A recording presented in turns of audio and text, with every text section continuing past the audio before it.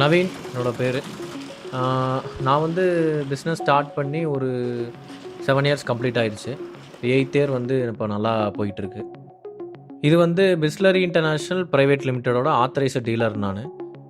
Company appointed distributor water சப்ளைல.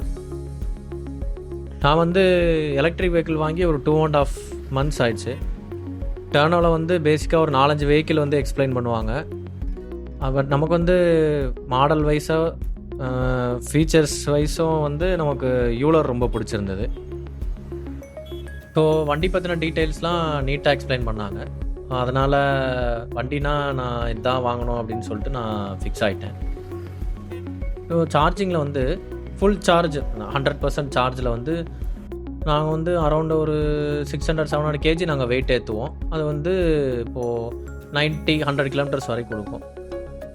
சார்ஜிங்கை பொறுத்தவரை ஒரு 4 hours, ஒரு 3.5 hours 4 hours வந்து ஃபுல் ஆகிடுது. 80-90 kilometers 100 kilometersக்குள்ளே கொடுக்கும் அப்படியே ஜென்ரலாக. ஃபுல் சார்ஜ் வந்து நமக்கு வந்து 85-90 rupees ஆகும் ஃபுல் சார்ஜு.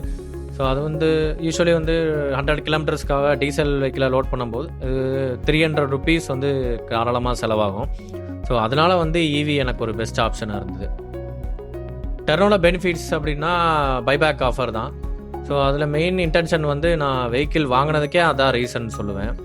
ஸோ அது 3 yearsல வந்து 1,50,000 வரைக்கும் பைபேக் ஆஃபர் இருக்கணும். ஸோ டர்னோ நான் செலக்ட் பண்ணேன். டர்னோ வந்து ஸ்டார்டிங் வந்து டவுன் பேமெண்ட் 50,000 வந்து நான் பண்ணேன். அதை டர்னோவே எனக்கு ஃபைனான்ஸ் பண்ண ஹெல்ப் பண்ணாங்க. ஸோ அதில் ஃபைனான்ஸ் வந்து டாக்குமெண்டேஷன் எல்லாமே என்னோடய ஆஃபீஸ்லேயே பண்ணாங்க. ஃபைனான்ஸ் வந்து உண்மையிலே ஃபாஸ்ட்டாகவே இருந்தது. வண்டி உண்மையிலே நல்லா இருக்குது.